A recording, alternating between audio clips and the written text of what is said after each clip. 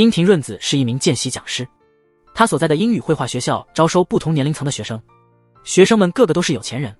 润子长相漂亮，性格开朗大方，在学校里非常受学生欢迎，包括他的青梅竹马阿聪在内。阿聪是个精英白领，是女老师们私下争抢的对象。他对润子特别亲近，出国出差还会给他带礼物。但润子从不将阿聪视为恋爱的对象。从小就梦想在纽约生活的润子，一心想往上爬。他希望成为正式员工，以获得去纽约总部工作的机会。他的2位学生，富二代连斯及其女友尤西，他们也是学校里的焦点人物。2位高中生邀请润子下班后一起出去玩，润子坚决拒绝了。下班后，润子离开豪华的办公楼，返回他那破旧的居民区。润子家境不好，一家4口挤在一间小房子里。为了实现去纽约的梦想，他削减了所有不必要的开销。润子把阿聪送的礼物与家人一起分享，发现平时对他态度冷淡的家人突然变得异常殷勤，他们甚至慷慨地提出要请他吃螃蟹料理。喜悦冲昏头脑的润子没多想就同意了。第2天，润子兴奋地走进家人推荐的高级日本料理店，他笑得合不拢嘴。没想到一推开包厢门，里面只有一位端坐的男士。润子以为走错了，赶紧关上门。这时，男士用平静而不带波澜的声音说话：“你没走错，进来吧。”润子战战兢兢地走进去，突然发现这个男人有些面熟，一段痛苦的记忆突然涌上心头。几天前，润子和家人一起参加了一场葬礼，长时间的跪拜让他的脚发麻，稍微一动就剧痛。当轮到润子前去祭拜时，他控制不住腿部的抖动，不慎将台上的骨灰洒在了祷告的和尚高岭头上。记忆中的高岭转过头，恰好与眼前的男人重合。回忆过后，润子一个劲地给高岭跪下，接着男人的话让他脑海一片空白。他冷酷且命令式地说：“恭喜你，我决定让你成为我的妻子。”润子反应迟钝，过了好一会儿才明白是被家人安排来相亲。他向高岭解释自己还没有结婚的打算，高岭却只顾自说自话，谈及希望润子学习茶道和礼仪等。2人根本无法沟通。高档料理端上桌，其中还有润子最爱的螃蟹。他彻底动弹不得，潇洒地脱下外套开始吃螃蟹。高岭发现润子不会剥蟹腿，便坐到他身边帮忙。看着润子被螃蟹美味感动到流泪，高岭心中掀起波澜。他脑海中全是润子幸福的笑容，甚至晚上祷告时也无法平静，走路都撞到柱子。润子则将高岭看作一个自大的怪人，让父母拒绝这次相亲。第2天上班时，同事传来2个好消息：第一，机构将为从纽约来的新经理举办欢迎会；第2，有人特别指明要上润子的课，被指明意味着润子的薪水将会提高。欢欣鼓舞的润子打开教室门，却发现新学生正是高岭。润子担心高岭在连斯和尤西面前提起相亲的事，要求学生们课堂上禁止使用日语。高岭却用流利的英语向润子求婚，还不停地讨论2人结婚的各种细节。润子无奈，只能尽量忽略这个突如其来的男人。晚上的欢迎会到了，润子惊喜地发现机构新来的经理竟是他的老师亲公。看到曾经敬仰的人物，润子眼睛都亮了，这让一旁观察他的高岭皱起了眉。派对进行到中途，高岭再次找润子聊天，得知高岭毕业于东京大学，是个学霸。无言的润子觉得自己似乎没什么能交给高岭的，希望他尽快离开这个机构。这整晚只要润子和任何男士说话，高岭就像鬼魂一样跟着他，用他强大的气场吓走对润子感兴趣的男性。润子头疼的只好提前离开。阿聪注意到润子被一个陌生男人缠住，问他是否遇到什么麻烦。润子急着要赶最后一班地铁，告诉阿聪高岭是他的相亲对象后匆忙离去。阿聪看着润子的背影，深深叹了口气。几天后，高岭的奶奶云雀得知他擅自相亲，非常生气。原来云雀早就为高岭看中了一个大家闺秀香枝。云雀严肃地警告说，你要娶的不是你喜欢的人，而是与这个寺庙相匹配的女性。如果你不听我的，我就把住持的职位传给你弟弟天音。从小受到良好教育的高岭无法违抗奶奶的意愿，只得同意取消与润子的婚事。高岭正式写了封道歉信去找润子，但看到润子无忧无虑地享受午餐时犹豫了。这个女人明媚的笑容像阳光一样照进了他严肃的心房。到了下午的英语课，高岭纠结着是否要把道歉信交给润子，直到课程结束，道歉信还在他手上。课后，高岭在寺庙后山的瀑布下静身静心，但润子的影像始终挥之不去。旁边的云雀看着心神不宁的孙子，决定亲自出马解决这段情愫。周末早上，润子被急促的门铃声从睡梦中惊醒，他迷糊地从猫眼往外看，看到了表情严肃的云雀和一群和尚。在云雀报出身份后，润子小心翼翼地让他们进门。云雀庄严地向润子深深一礼，带着哽咽的声音说：“还有其他好家庭的女孩在等着高岭，求你放过她吧。”云雀抬头时已换上了礼貌的假笑，带着和尚们匆匆离开。润子在心里无力且烦躁地喊道：“真正应该放过的是我。”第二天，润子在上班路上遇到了清宫，两人愉快地聊了起来。清宫得知润子没出过国，清宫鼓励他参加机构的转正考试，到纽约总部发展。为了给润子争取更多机会，清宫邀请他参加纽约总部的午餐会。离开前，他宠溺地拍了拍润子的头。此刻的润子像小女生一样满脸娇羞，这一幕被躲在一旁的高岭看在眼里。他找到润子，愤怒地质问他为什么和其他男人单独相处。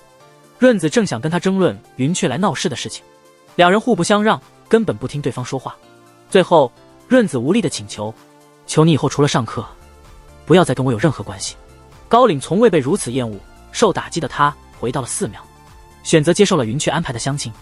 润子生日这天，他跟清宫约好了午餐会，还和阿聪约好了晚上一起庆祝生活。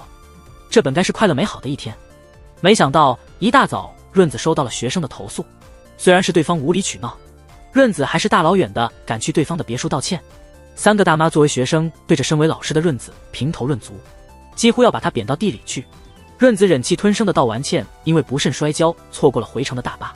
就在这时，阿聪也因为有事取消了晚上的庆生聚餐。雪上加霜的是，刚刚还晴朗的天空突然下起了雨。这场雨成为压倒润子的最后一根稻草，他忍不住流下了眼泪。就在润子想着谁能够帮帮我的时候，一辆高级轿车像是在回应润子的心声，停在了他的身边。高岭撑着伞缓缓走向润子，深情地说道：“生日快乐！因为想亲口和你说，所以我来见你了。”高岭不知道他的这句生日快乐是润子今天收到的第一句生日祝福。润子想要牵着高岭的手站起来，脚下一滑扑进了他的怀里，高岭顺势紧紧地搂住了润子。接着高岭打开车门，将一大束鲜红的玫瑰送进润子怀里。一时间，润子居然感到了些许心动。回去的路上，疲惫的润子一直在沉睡。醒来的时候，发现高岭将他带到了自己的寺庙。高岭拉着润子的手，强硬地将他关进小房间锁了起来。看着一头雾水的润子，高岭坚定地说道：“我绝对不会放你出去的。”高岭沉声说道：“自从见到你，我的心就一团乱，别的相亲对象我都不要，我绝对不会放弃你的。”小房间里各种设施一应俱全，高岭还贴心地为润子准备了睡衣和卸妆用品。润子知道再怎么喊都无济于事，暂时在房间里住了下来。润子洗了个热水澡，还惬意地敷上一张面膜。突然听见外面传来了打喷嚏的声音，才发现高岭一直跪坐在门外没有离开。想到高岭是为了自己才淋雨感冒的，润子也有些心软，正想劝说高岭回去休息。这时云雀怒气冲冲地走了过来，润子赶紧躲到窗下，不让他看见。云雀质问高岭为什么从跟相知的相亲会上逃走。看到高岭沉默着不想回答，云雀劝他结婚后想娶什么样的女人都可以，还嘲讽润子就是个野丫头。高岭希望云雀能看见润子美好的一面，猛地把房门推开。两人正好看见润子正敷着面膜满屋子乱踢。云雀被吓得不轻，尖叫着把全寺庙的和尚都喊了出来。高岭见形势不对，赶紧把润子送出寺庙。等润子狼狈不堪地跑回家，发现高岭已经先他一步端坐在客厅里，还跟自己的妈妈和妹妹交谈甚欢。帅气有礼貌的高岭很快得到了家人的一致认可，留他在家里吃晚饭。润子家的餐桌相当热闹，一家四口你一言我一语说个不停，这让在规矩繁杂的寺庙里长大的高岭非常震惊。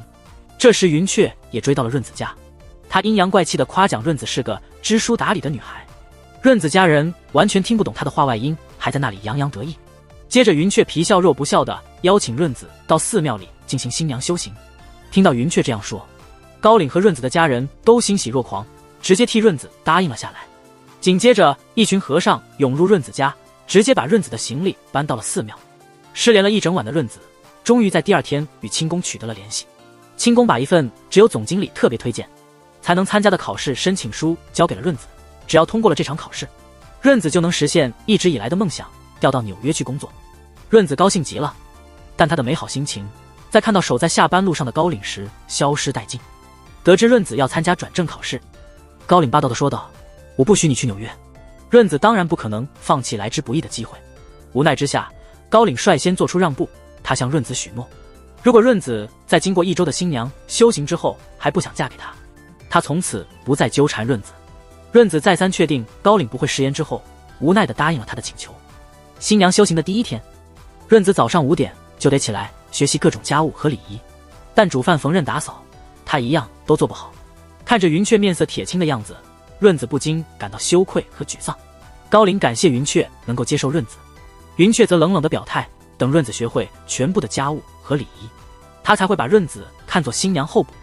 晚上吃饭的时候，寺庙的众人都遵守着食不言请不语的信条，没有一丝声响，只有润子一个人豪爽地嚼着腌萝卜，咔味咔味的声音回荡在安静的房间中。看到这么压抑的氛围，润子觉得自己多少能理解高岭渴望热闹的心情了。用过晚饭，润子勤奋地备考到了深夜。这时高岭为润子送宵夜，发现他疲惫地趴在桌子上睡着了。高岭把润子抱到床上，温柔地给他掖好被子。看着润子无防备的睡脸，高岭禁不住俯身亲吻，但在嘴唇即将接触的瞬间，被寺庙的老和尚打断。高岭因自己的冲动感到羞愧，次日一早去瀑布下静心。润子醒来，发现高岭留下的纸条，纸条上用俊秀的字迹写着：昨天一天辛苦你了，能和你一起生活让我感到非常幸福。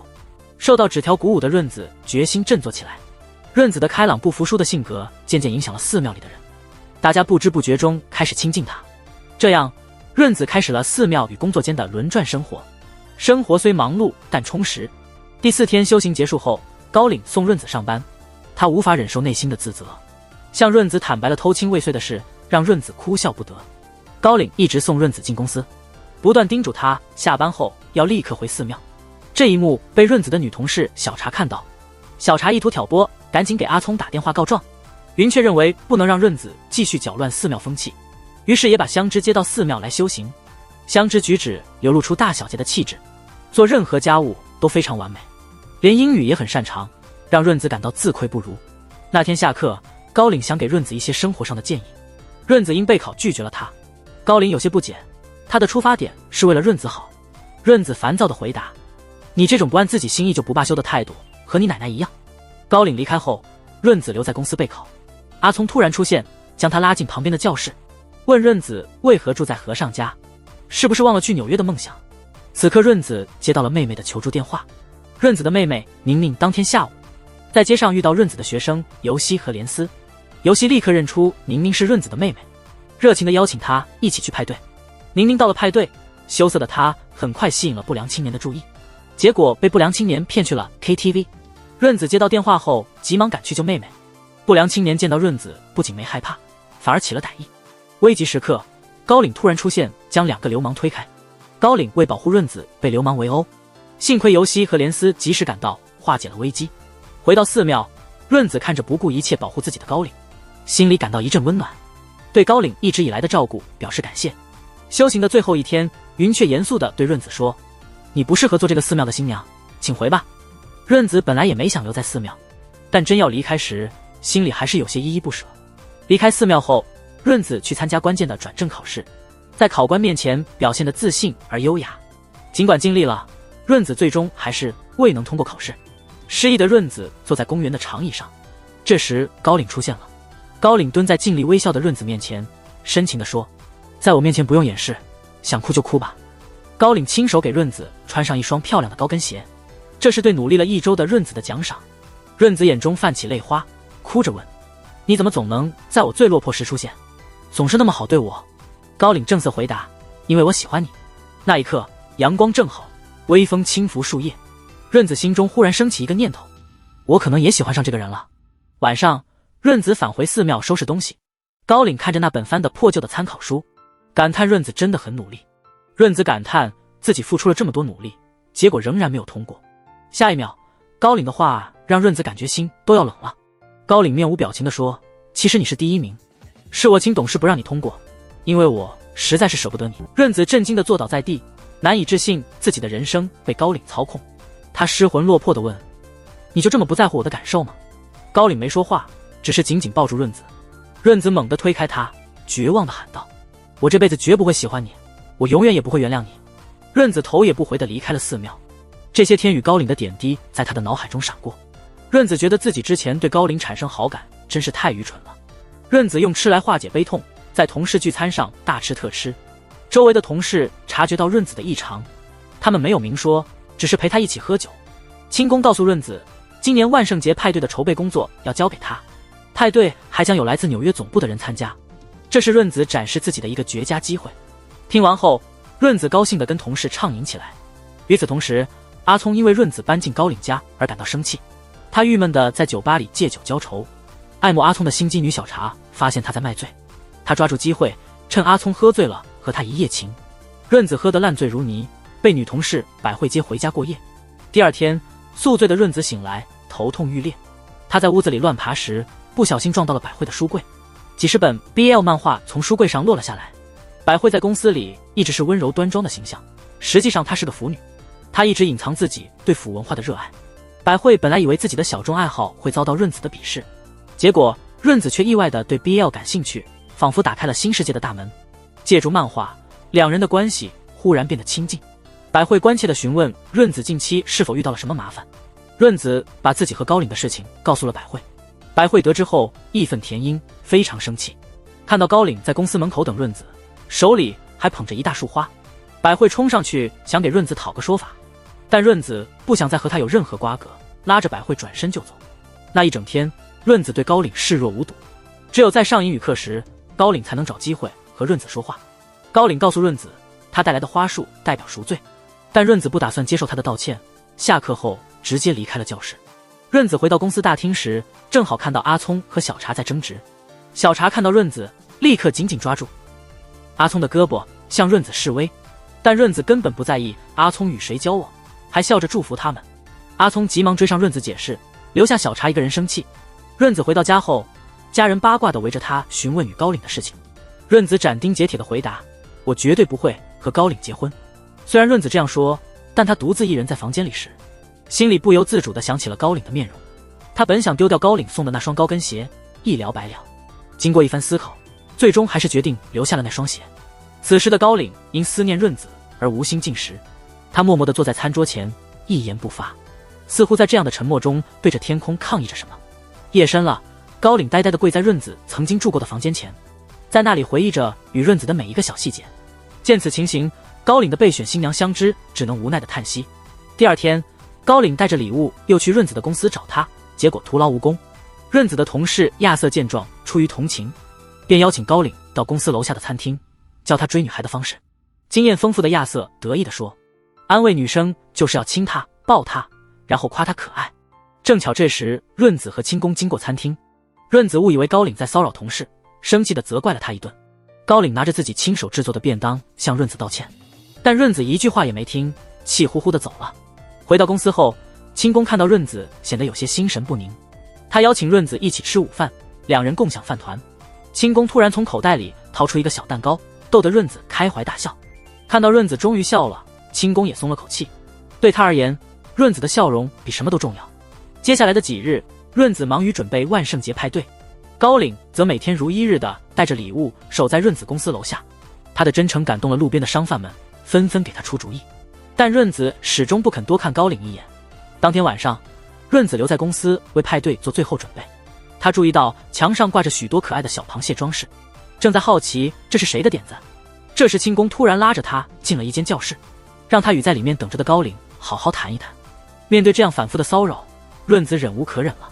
不仅如此，以前总是高高在上的高岭，他低下头，声音带着哭腔说道，我求求你，永远不要再出现在我面前，看到自己深爱的人因自己而痛苦。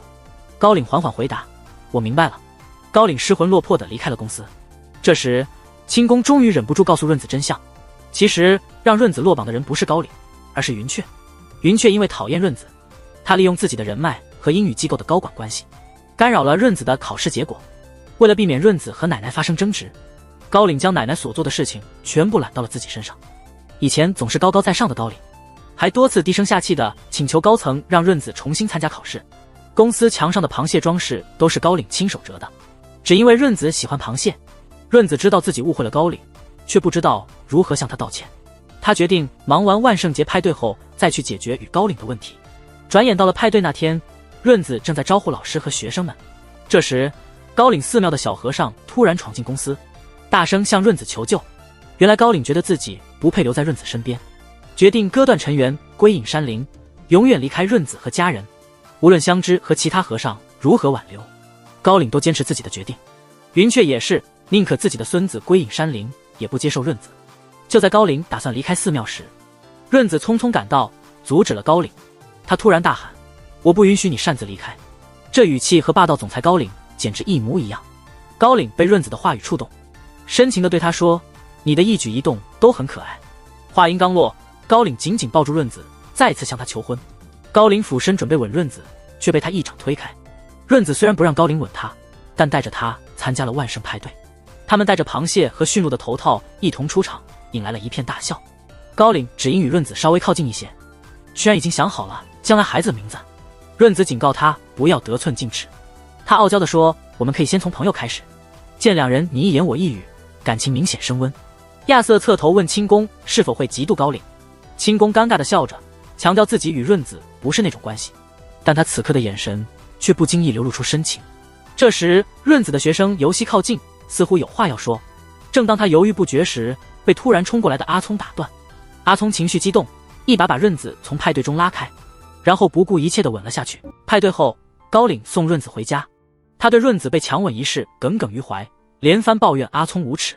润子却认为阿聪只是醉了，还为他辩解。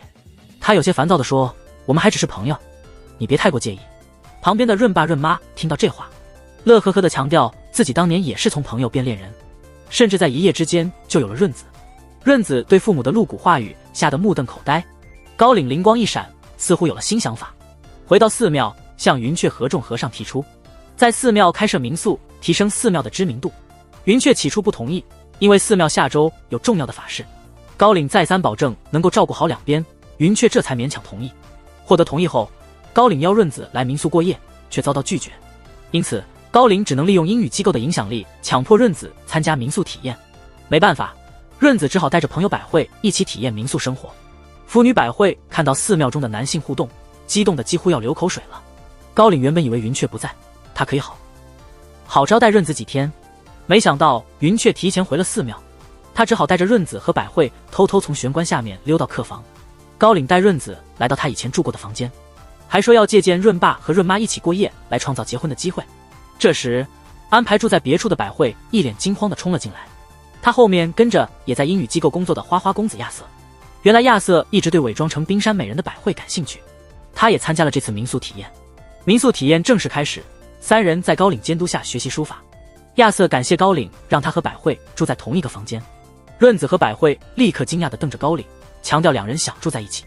几人争论一番后，四个人决定一起睡在润子的房间。高岭正准备安排下一个体验项目，恰好遇见云雀。云雀提议想和今晚的客人打声招呼。高岭害怕云雀看到润子生气，只带亚瑟和百惠去见云雀。亚瑟用甜言蜜语让云雀感到非常高兴，完全忘了提醒高岭准备前总理的法事。另一边，心机满满的小茶缠着阿聪，质问他为什么强吻润子。阿聪根本不喜欢小茶，只想和他划清界限。小茶平时在机构里也是众人追捧的对象，却被阿聪一次又一次的忽略。更让人生气的是，他被润子的学生连丝看到了，连丝嘲笑他自找麻烦。阿聪晚上约小茶一起吃晚饭，想要澄清两人之前一起过夜的事情，没想到小茶抢先一步提出分手，还笑着说那天晚上他们什么也没发生，只是一起睡在一个被窝里而已。听到小茶这样说，阿聪不由得松了口气，看着心爱的人将自己视为负担，心碎的小茶找了个借口，匆匆离开了餐桌。他躲到餐厅门口，泪水涌出。不巧这一幕又被出来玩的连丝看到了。连丝搂着小茶的肩膀，邀请他一起去玩。小茶推开连丝，冷冷地说：“我对小孩子没兴趣。”连丝没再纠缠，笑着挥手离开。高岭一面要准备寺庙的法事，一面还要全心全意照顾润子他们，忙到几乎3天3夜没合眼。尽管疲惫，高岭还是想好好享受和朋友们的相处。他甚至边打瞌睡边打牌，为掩饰疲劳，他还硬说自己只是在冥想。大家一直玩到深夜，最后依依不舍地挤在润子的房间休息，表面上都闭眼休息，心里却各有所思。亚瑟假装睡着，紧贴着百惠，使得百惠浑身僵硬，不敢动弹。润子也紧张得睡不着，他一转身看到高岭睁大眼睛盯着自己，吓得尖叫。仔细一看，才知道这是高岭独有的睡觉方式。看来高岭上课时打瞌睡的技巧很高超。辗转反侧的润子清晨醒来，发现高岭已经整理好床铺起床了。润子外出散步，恰好看到高岭拿着花束祭拜父母，这让润子理解了高岭有些孤僻的性格根源。他忍不住问高岭：“你为什么选择我？”高岭认真回答：“我也说不清楚为什么，我只知道想一直在你身边。”话音刚落，高岭向润子靠近，接着他脱掉身上的衬衫和短裙。正在这时，云雀恰好看到了这一幕，他们的举动让云雀气愤得面红耳赤。润子感到既尴尬又羞愧，急忙离开了寺庙。高岭被云雀严厉训斥，命令他全神贯注地准备前总理的法事。润子离开寺庙后，接到了妹妹宁宁的电话。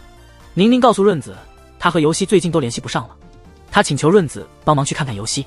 润子不知道的是，宁宁实际上被连司和游戏利用了，他们的目的是将润子诱至游戏的住所。润子到达游戏住在的高级酒店时，游戏高兴地迎接润子进房间，但转身后却收起了笑容。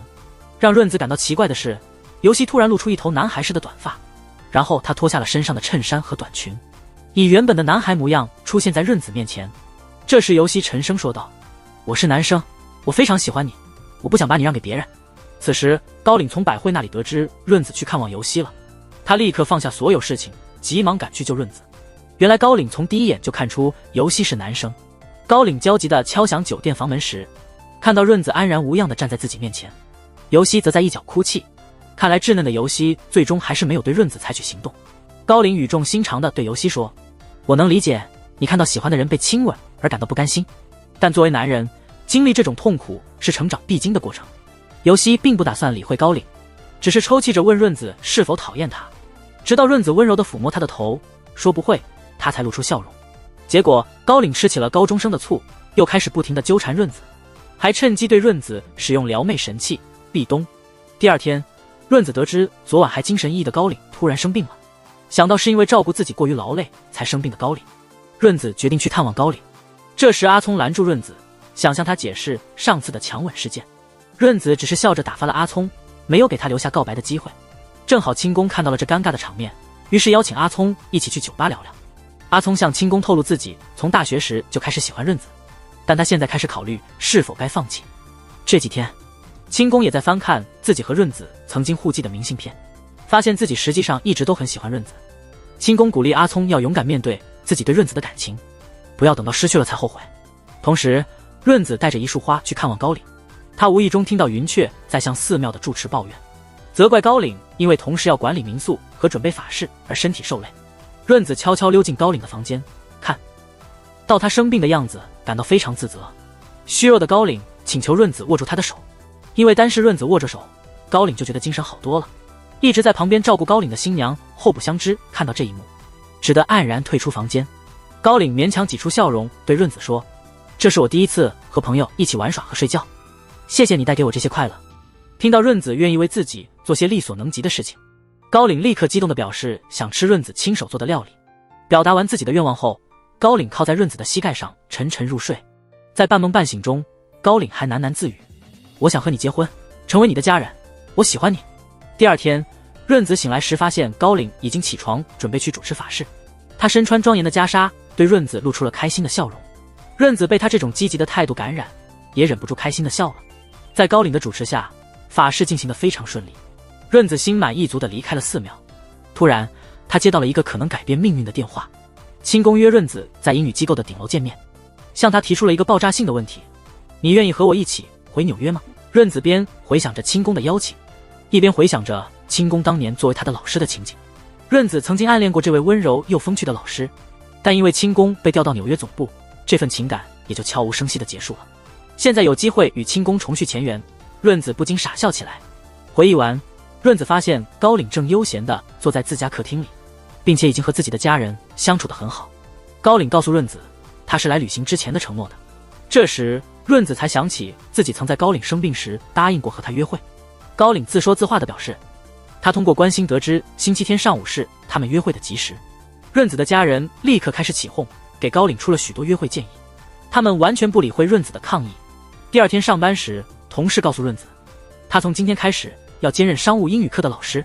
润子知道这是清宫的关照，他高兴得几乎要笑出声。润子忍不住把这份喜悦分享给他的好友百惠。百惠兴奋地开玩笑说，这可能是清宫向润子求婚的方式，这让润子更加感到幸福无比。但润子的笑容在推开教室门瞬间消失了。意想不到的是，高岭竟然正坐在教室里。下一秒，阿聪也走进了教室，真是一场悲剧。尽管润子内心崩溃，但为了工资，他还是开始授课。为了缓解教室中的尴尬气氛，润子让高岭和阿聪用英语互相介绍自己，可两人却开始互相竞争。一人说自己是润子的青梅竹马，另一人立刻回应说他曾枕着润子的大腿睡觉。润子禁止他们再提自己的名字后，两人就再也不愿意多说一句话了。终于熬到下课，润子急忙离开了教室。出来后发现游戏换回了女装，在外面等他。自从以男生身份向润子表白失败后，游戏伤心到几天都没来上课。此刻见到游戏满脸笑容，润子感到非常高兴。游戏的朋友连思真诚地对润子说，感谢你不介意游戏穿女装的事。看来游戏男扮女装背后有些不为人知的故事。润子只是开心地笑着回应连思的话，不论游戏怎样打扮，他都是我的学生。放学后，润子留在空无一人的教室里准备课程。清宫邀请他去楼下的餐厅吃饭，润子兴奋地准备前往。此时高岭又来找润子商量星期天的约会。润子觉得有必要向高岭说明情况，告诉他自己计划跟随清宫去纽约。高岭因为刚学了很多关于恋爱的奇怪知识，误以为润子想向他告白。他不想让女方先开口告白，所以打断润子的话，匆匆离开，留润子一头雾水。润子和清宫一起吃晚餐时，清宫拿出去年圣诞节他拍的圣诞树照片给润子看，深情地说今年的圣诞节想和他一起过。润子开心得不得了。回到家，发现高岭送来了很多高级点心。原来高岭是为了了解润子的喜好，特意送来这些点心供润子尝试。但这对润子来说反而成了巨大的心理压力。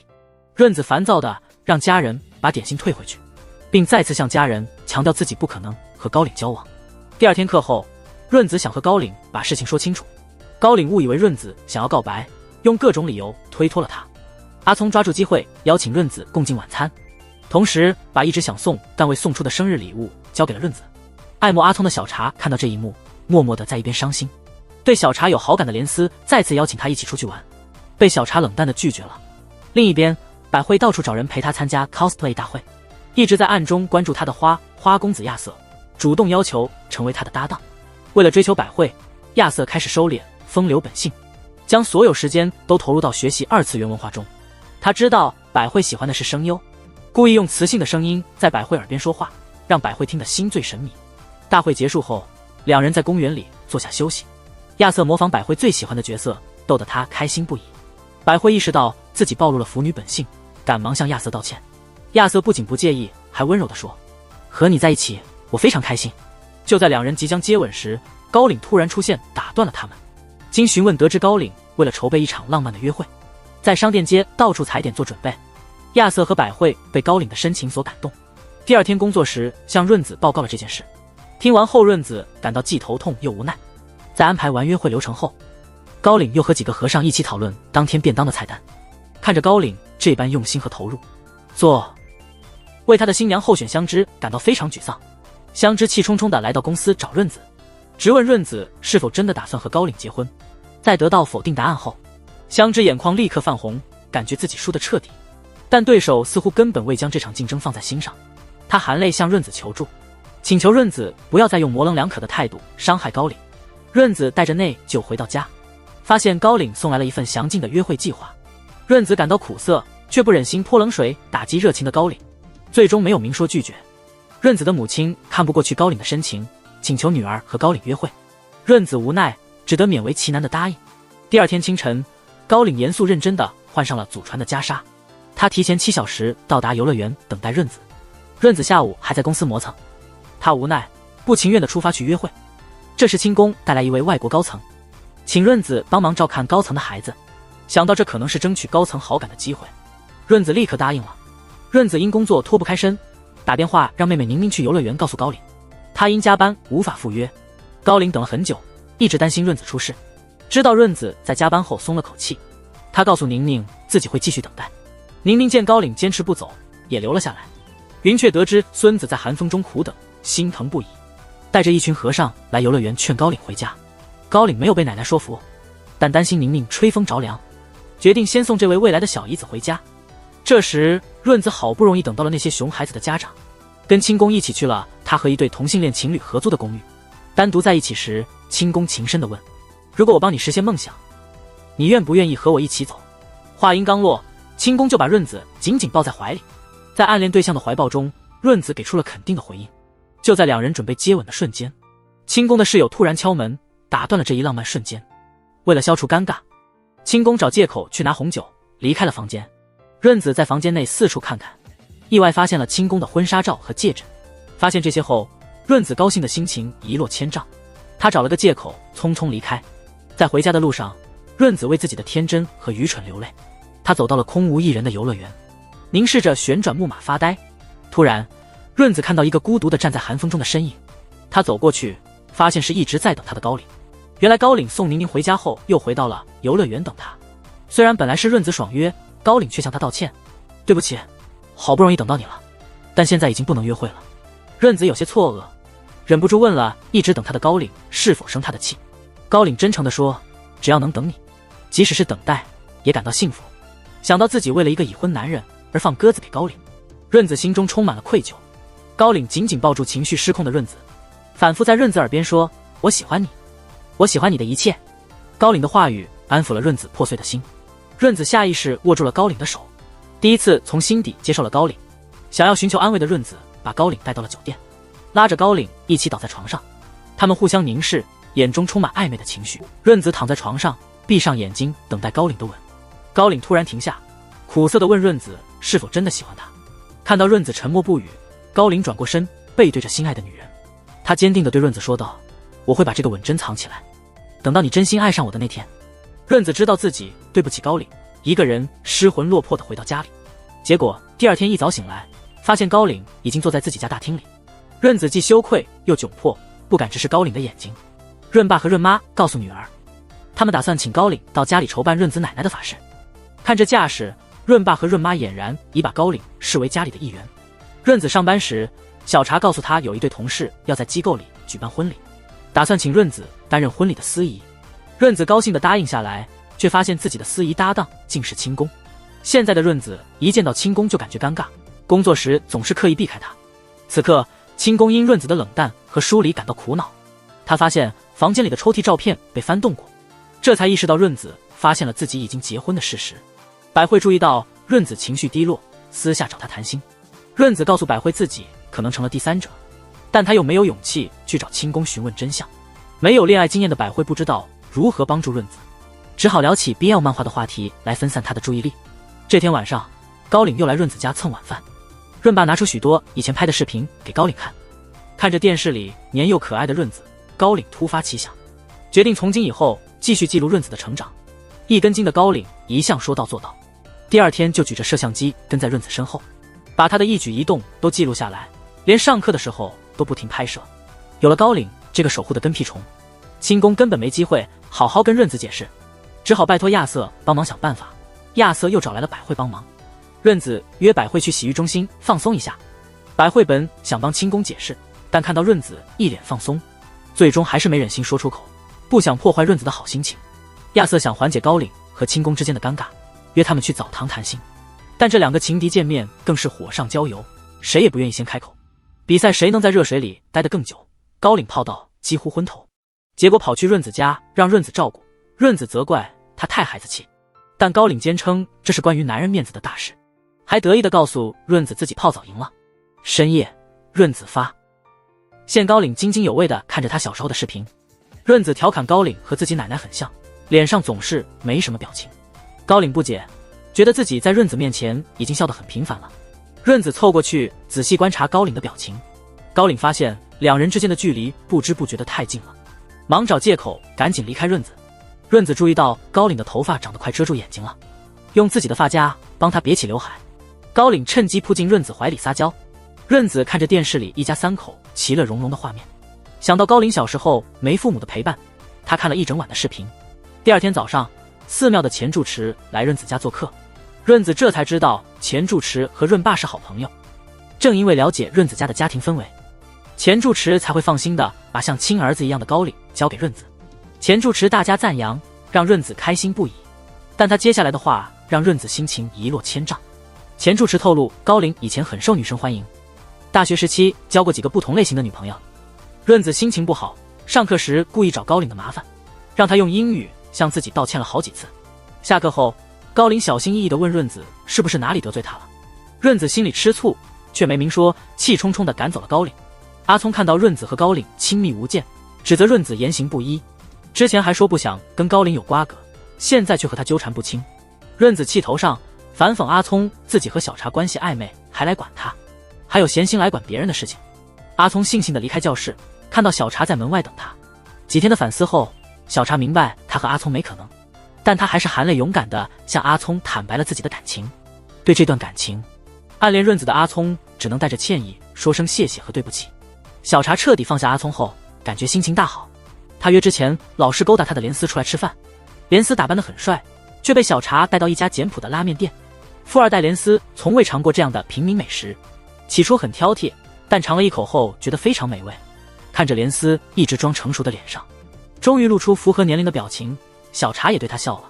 同时，润子在回家的路上遇到街坊邻居，他们告诉润子，高岭正在为他奶奶的法事做准备，四处向邻居打听润子奶奶生前的故事。知道高岭这么关心自己家人，润子不禁甜蜜地笑了。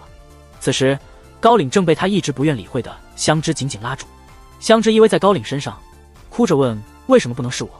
面对香枝的现身，高岭没有任何反应，他只是面无表情地继续准备润子奶奶的法事。法事那天，高岭带来了润子奶奶生前最爱的波斯菊，他向大家解释波斯菊的花语是爱情。高岭通过看视频和询问邻居了解到，润子奶奶其实非常爱她的家人。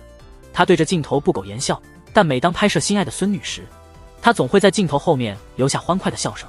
高岭的话让润子一家感动得流下了眼泪，高岭自己也被这悲伤却幸福的气氛感动，眼里噙满了泪水。高岭认真地说，失去亲人非常痛苦，但我们快乐地活着，就是对逝去之人最好的纪念。法事结束后，紧接着是润子同事的婚礼派对。看到新郎新娘幸福地走进会场，大家都发自内心的笑了。轮到播放亚瑟和百惠制作的派对准备视频时，投影设备突然出了问题。情急之下，高岭将这几天追着润子拍摄的视频投放到大屏幕上。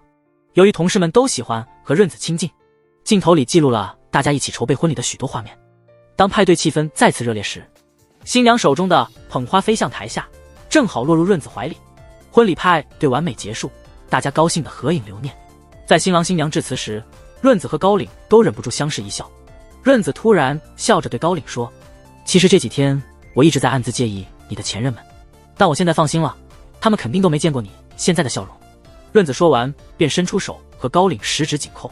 台上的亲公看着二人甜蜜依偎，无奈地垂下了头。润子至今不知道真相，亲公的妻子早已去世，润子是亲公在失去妻子后第一个喜欢的人。此时，一位不请自来的客人出现在云雀面前。云雀看着他，笑着说道，既然高岭无法胜任下一任住持，我打算把寺庙交给你。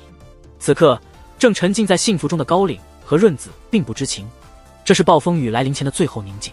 从那天起，润子总在梦中回想这一刻，醒来后他却不愿承认已对高岭动心，害羞地在房间里蹦蹦跳跳。润子刚冷静下来，一出房间就发现高岭又来到了他家。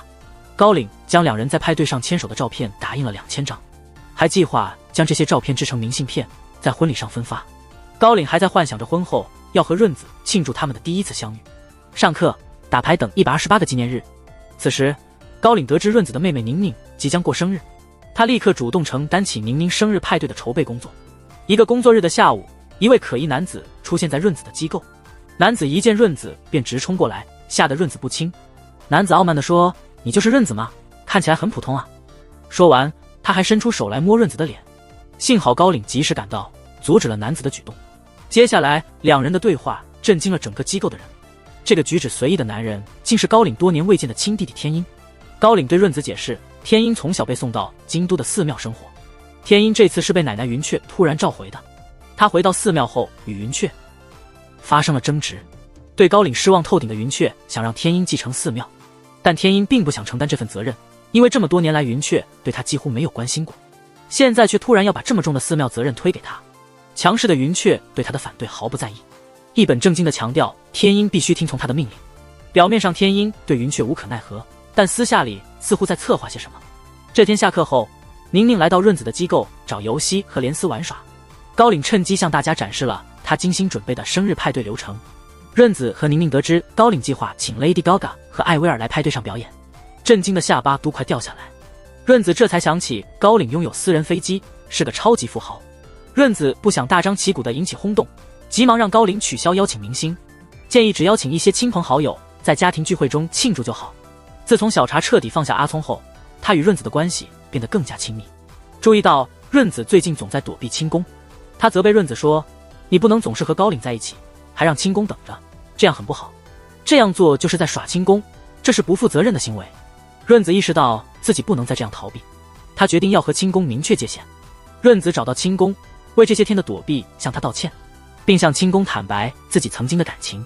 以前润子因为害怕被拒绝，一直暗恋清宫，他一直不敢向他表白，也不敢去纽约找他。现在润子坚定地对清宫说：“我要靠自己的力量去纽约工作。”虽然没直说，但清宫明白这意味着润子拒绝了他。清宫慷慨地接受了这段感情的结束，他告诉润子自己永远是他的朋友。润子终于结束了这段复杂的感情纠葛，发现天音正在等他。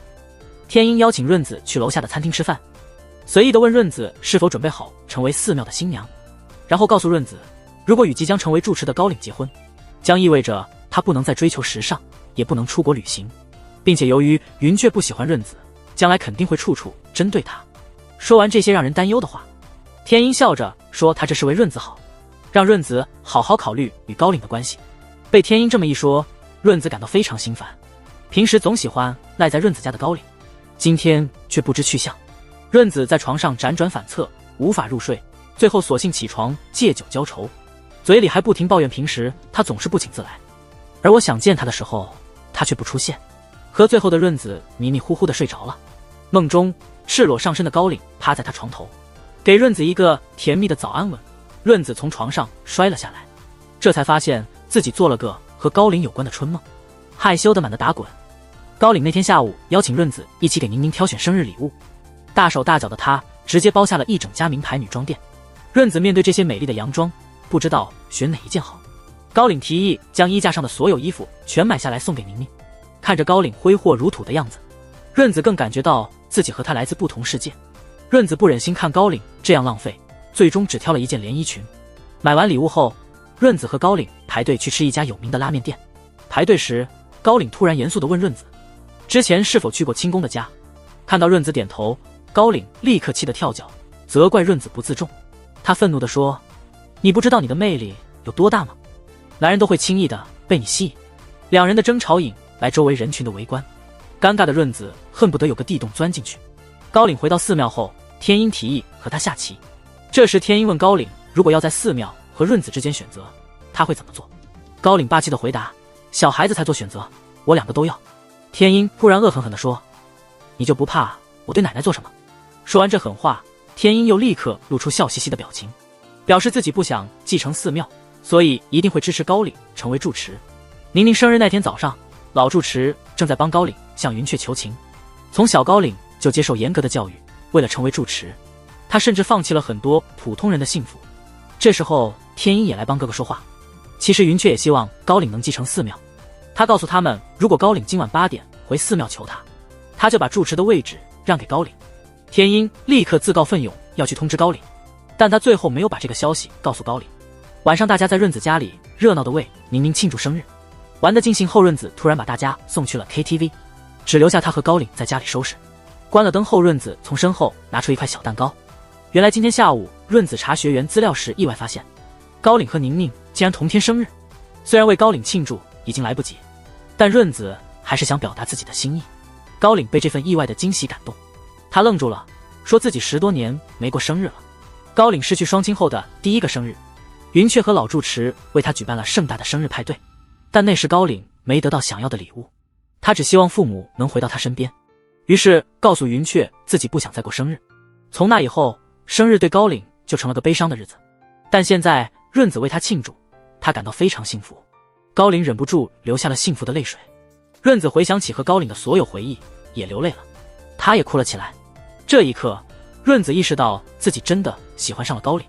当润子回想起第一次见到高岭时，他居高临下地说：“我决定让你成为我的新娘。”润子轻抚高岭的脸，模仿他的语气，傲娇地说：“我愿意喜欢上你。”两人慢慢靠近，准备接吻。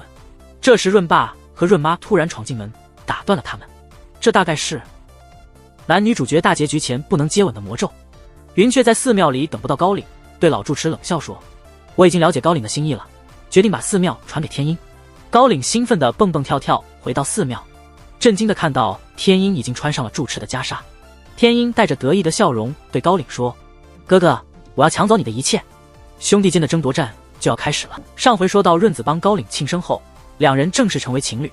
云雀因为高岭迟迟不来感到心寒，他最终放弃了孙子高岭，把住持的位置给了天鹰，并安排香枝和天鹰结婚。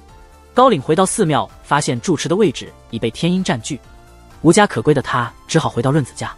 高岭和润子将他们交往的消息告诉润子家人，润妈激动地建议他们同居，深入培养感情，听说能和润子从早到晚在一起，让爱情变得更加深刻。高岭立刻答应了下来。润子一家高兴地把润子的房间改造成了润子和高岭的爱巢。交往后，高岭从跟班变成了粘人的橡皮糖，他时刻想要粘在润子身边。润子虽觉得烦，但还是答应了和高岭牵手睡觉。两人甜蜜地度过了同居的第一晚。第二天早上，高岭为润子准备了丰盛的便当。润子在出门前还给高岭一个早安吻。这时两人已经完全沉浸在恋爱的幸福感中了。润子把自己和高岭交往并且同居的事告诉了小茶和百惠，两个好友都为润子感到高兴。好奇的小茶提出了一连串问题：你考虑结婚了吗？结婚后会辞职吗？还打算去纽约吗？看着润子完全被爱情冲昏了头，什么都没考虑。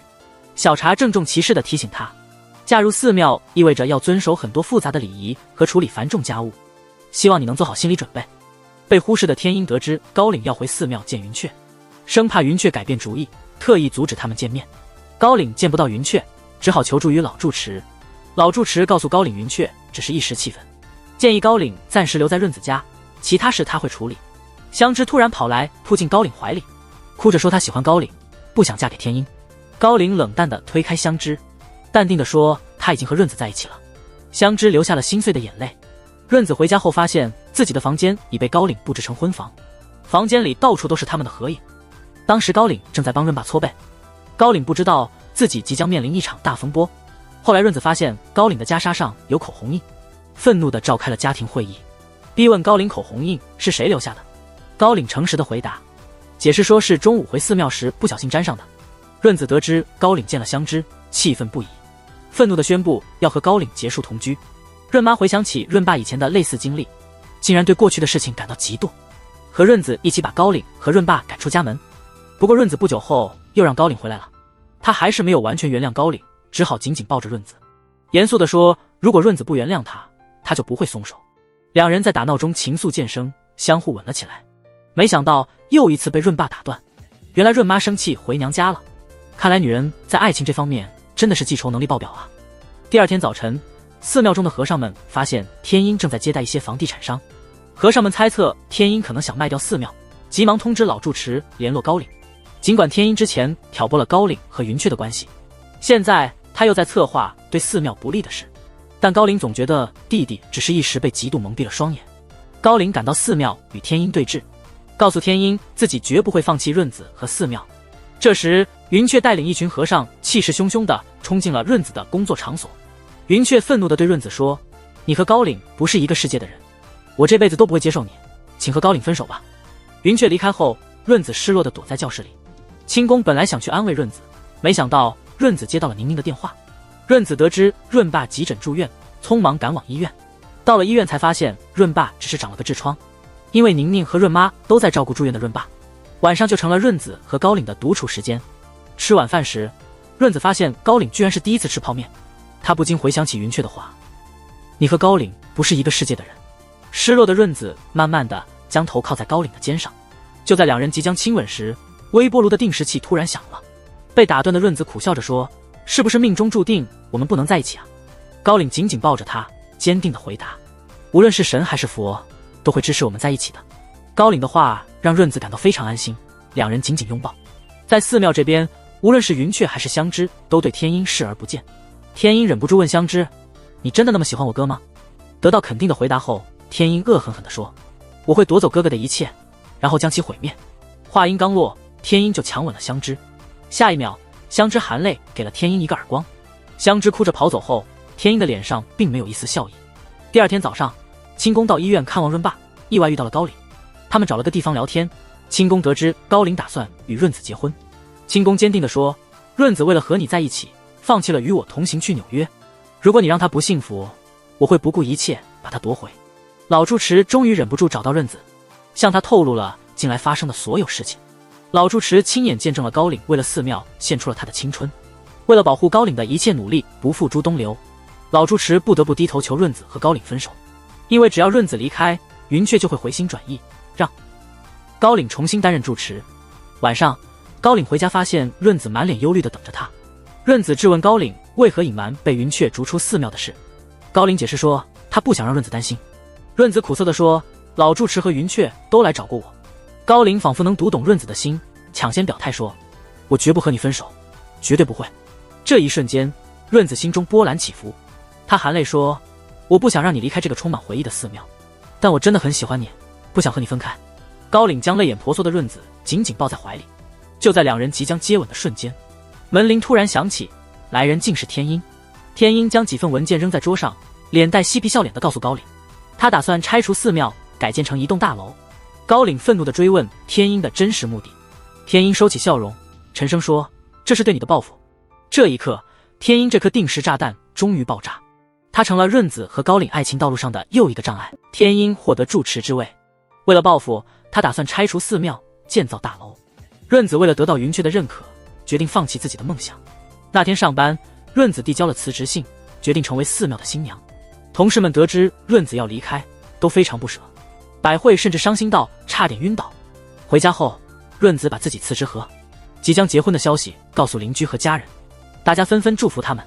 高岭知道润子为他辞职，感到非常愧疚。润子开朗地笑说：“被云雀讨厌的是我得亲自做出行动。”高岭回到寺庙，向云雀报告了天音计划拆除寺庙和润子辞职的消息。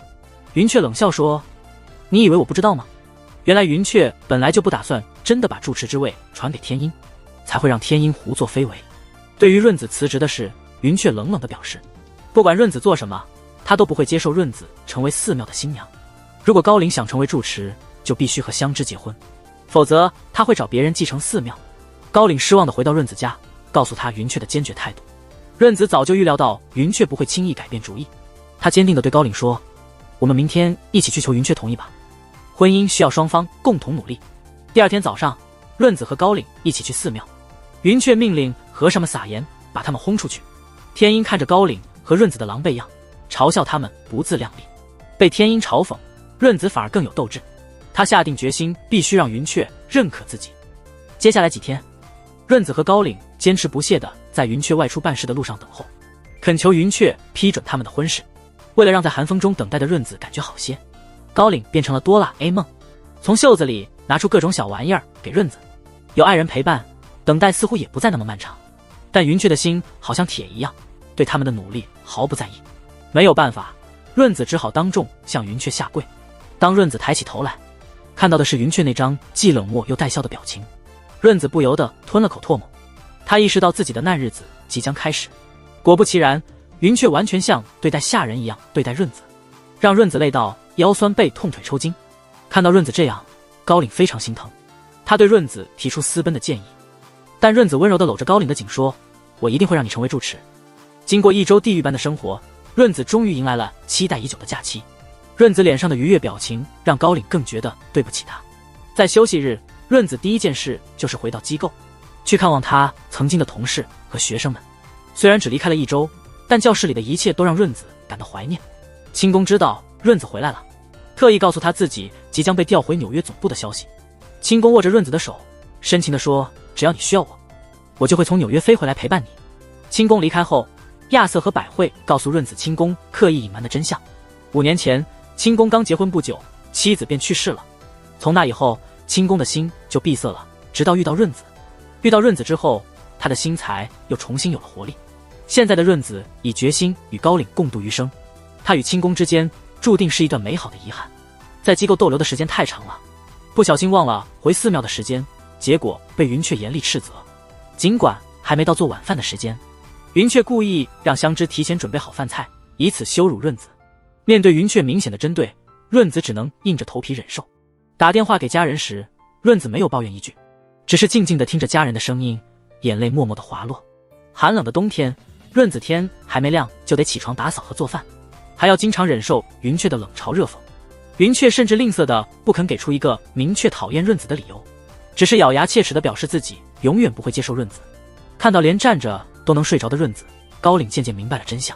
云雀不是在给润子机会，只是纯粹的想折磨他而已。高岭为睡梦中的润子擦掉眼泪，无力地躺在他身边。没有什么比看着心爱的人为了自己受苦更让人难受。几天后，寺庙将举办一次大型聚餐，云雀让高岭负责主持和诵经。润子得知后，主动请缨帮忙参与参会。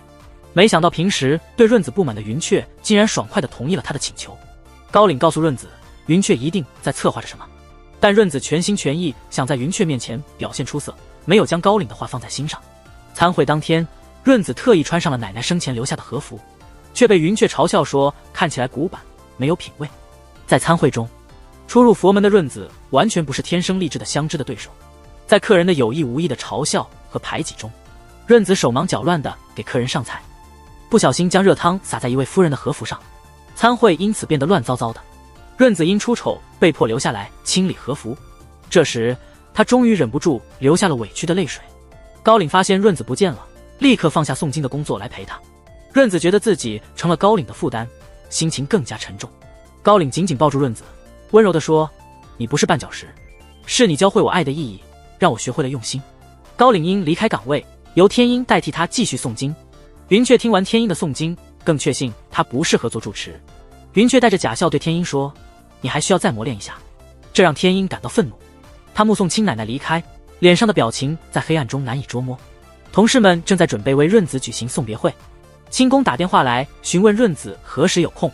他发现润子的声音听起来很无力，现在的清宫已无权再对润子表示关心，他只能安慰润子，告诉他做好自己就行。高岭站在润子房门外，听他准备送别会的演讲稿，看着精疲力尽的润子一边念稿一边流泪，高岭心疼地带他回家好好休息。第二天一早，一阵惊慌的喊声打破了寺庙的宁静。高岭带领一群和尚跑到寺庙门口，他们发现天鹰带着负责拆除的工人进入了寺庙。高岭愤怒地责备天鹰，天鹰用他在润子家打听到的事情来反讽高岭。他说高岭是个只懂得利用女性的软弱男人。越说天鹰越激动，觉得自己和润子一样是高岭野心的牺牲品。不知不觉中，天鹰的眼中已充满泪水。他看着寺庙，咬牙切齿地说，都是因为这个寺庙，奶奶和哥哥因为他冷落了我10几年，这个寺庙是我人生悲剧的根源，所以我要摧毁它。天鹰命令工人开始拆除，和尚们纷纷上前阻止。画面转变，高岭一个人坐在佛堂里，似乎做出了某个决定。第二天下午，高岭约润子出来见面，这是他们确定关系后的首次约会。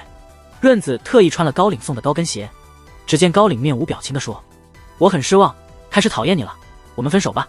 高岭冷漠的态度深深伤害了润子的心，他茫然地问高岭是否在撒谎。高岭为了尽快与润子断绝关系，对润子说出了更多伤人的话，说完便冷酷地转身离开。难道他们的爱情真的难逃命运的捉弄吗？清宫在街上看到茫然的润子，安慰他说，机构永远是你的家。第二天，润子无精打采地走进机构，受到了同事们的热烈欢迎，但这些都无法消散润子心中的阴影。晚上，家人没有察觉到真相，看出润子失落，他们故意多次提起高岭，想让他开心，却不知道每提一次高岭的名字，都深深刺痛了润子的心。这时，高岭突然来到润子家，向大家宣布他和润子已经分手。起初润子的家人以为他们在开玩笑，直到高岭归还了家里的备用钥匙，他们才相信这是真的。高岭离开后，润子为了不让家人担心，在餐桌上勉强笑着。润爸心疼女儿，追上高岭想要弄清楚情况。两人坐下来谈话后，润爸没有责备他，只是将自己的外套披在高岭身上，悲伤地说，我本以为终于能有个儿子了。高岭看着润爸离去的背影，感到非常难过，因为润爸给予了他生命中缺失的父爱，他已经是润爸如同自己的亲生父亲。宁宁无法接受几天前还恩爱如初的姐姐和姐夫突然分手，决定动员周围的人帮助润子和高岭复合。大家得知后都表示愿意帮忙，几个朋友找到润子，召开了复合行动的策略会议。亚瑟告诉润子，高岭肯定是不忍心看你受苦，才会故意说那些过分的话。小茶也鼓励润子，如果现在不努力复合，将来一定会后悔。在大家的陪伴下，润子带着一份丰盛的便当来到了寺庙。不巧的是，润子刚步入大门，就碰上了刚刚约会回来的香枝和高岭。润子想把便当交给高岭，但高岭像没看见他一样，直接从他身边走过。润子不想把便当带回家增添烦恼，只好把这份沉重的心意送给了路过的天鹰。天鹰放弃了继续与高岭对抗的计划，在把便当交给高岭后，告诉他自己将回京都的寺庙。没想到高岭竟然挽留了天鹰，承诺会像对润子一样爱护家人。那天晚上，老住持找高岭谈心，发现高岭正凝视着润子送的便当和情书。高岭的伤心让老住持感到非常自责，他认为如果自己当初没安排他们相亲，这一切悲剧都不会发生。高岭感激老住持让他遇到了润子，但还是带着苦涩对老住持说，早知道会这样，如果当初没爱就好了。此刻阿聪因不忍看润子承受失恋的痛苦，决定帮忙制造机会让高岭和润子单独见面。高岭被阿聪约出来，在博物馆门口才发现来的其实是润子。突然间，博物馆的工作人员围了上来，热情地解释说，因为润子和高岭是第3333组幸运来宾，博物馆将只为他们2人开放。润子和高岭不知道的是，这其实是机构同事为润子准备的助攻。走进博物馆，高岭就开始滔滔不绝，向润子讲述各种关于恐龙的知识。高岭全心全意地想让润子了解恐龙化石的魅力，但润子却一直提起2人交往的往事。不管润子说什么，高岭都冷着脸说自己已经忘了。润子注意到高岭不敢直视自己的眼神，忍不住冲上前紧紧抱住了高岭。润子如此主动地试图挽留高岭，他却还是面无表情地说，我马上要和香枝结婚了。听到高岭这样绝情的话，润子立刻松开手，背对着他。他转过身去，不让高岭看见自己的眼泪。这时博物馆的保安来通知他们闭馆时间快到了。想到这可能是和高岭的最后一次约会，润子忍不住抓住了高岭的手。他从2人第一次见面开始，把所有故事都讲了一遍。最后他含泪反复地说，我真的很喜欢你。润子说完这些，强装笑容向高岭道了一声再见。高岭看着润子匆忙离去的背影，偷偷的眼眶也红了。润子坐上了父亲的出租车，一路上卸下所有的坚强。他哭诉着对父亲说，我已经很努力了，但还是失败了。看着女儿如此伤心，开车的父亲也忍不住流下了泪水。第2天早上，润子整理好心情，走进清宫的办公室。他请清宫帮忙报名参加机构的转正考试。他决定离开这个让他心碎的地方，去纽约追求梦想。经过不懈努力，润子终于得到了前往纽约总部的资格。平安夜那天，润子最后一次来到机构报到，发现只有清宫一人在机构。清宫告诉他，机构的其他同事都去了寺庙。原来高岭给润子身边的每个人都写了感谢信，信中无一例外地提到了润子。从字里行间，大家都能看出高岭对润子的深情难舍，因此他们聚集在寺庙里，劝说高岭和润子复合。清宫深情地对润子说，我喜欢你，所以我希望你能和你喜欢的人一起勇敢去追求。香枝再次深刻感受到高岭和润子之间的深厚情感，为了保持自己最后的尊严，香枝选择了让步，支持高岭和润子的爱情。他微笑着对高岭说，我们退婚吧，我会找到一个真正爱我的人结婚。老住持把润子写给高岭的信给了云雀。云雀看完这封充满润子深情的情书后，最终被润子的真挚情感所打动。云雀自己来机构找润子谈话，他凝视着润子的脸庞，终于说出了自己真正讨厌润子的原因。润子长得太像高岭的母亲了。10多年前，高岭的母亲任性地离开了寺庙，追随他的高岭的父亲也在一场车祸中丧生，所以云雀每看到润子就会想起那场悲剧。即使知道润子无辜，云雀还是忍不住对他有所敌意。云雀说完往事，突然严肃地说，我不允许你嫁进寺庙，但他允许润子成为高岭的妻子，并催他快去。云雀挥手示意，告诉润子高岭在寺庙等他。得到云雀的认可后，润子立刻向寺庙跑去。润子走进了寺庙，发现庭院中央不协调地摆放着一棵巨大的圣诞树。高岭穿着笔挺的西装从圣诞树后缓缓走出。高岭非常真诚地对润子说，你的每一件衣服、每句话、每道菜，我都难以忘记。我不知道何时开始喜欢你，但我知道我已经离不开你了。高岭说完，紧紧抱住了润子，然后高岭单膝跪地，拿出钻戒向润子求婚。润子热泪盈眶地回答，我同意和你结婚，我同意你成为我的丈夫。这是2人第一次见面时，高岭居高临下对润子说过的话，现在却成了世界上最美的情话。在圣诞树璀璨的灯光下，两人深情地互相吻着。这一次，连天空中的雪花也不忍心打扰这对终成眷属的恋人。第二天早上，润子和高岭匆忙去提交结婚申请。提交完申请后，润子即将启程去纽约追梦。一路上高岭唠叨不停，润子忍无可忍，用嘴封住了高岭的嘴。结婚后的吻变得更加大胆无畏。润子和高岭这对主角终于克服重重障碍，手牵手成功。剧中的其他配角也各自迎来幸福的结局。亚瑟成了只为百惠一个人表演的 cosplayer， 只为百惠一个人扮演他喜欢的角色。为了让缺乏安全感的小茶信任，莲丝决定以结婚为前提开始恋爱。尤西逐渐从对润子的暗恋中走出，开始喜欢上了宁宁。尤西特地恢复男装参加宁宁家的圣诞派对。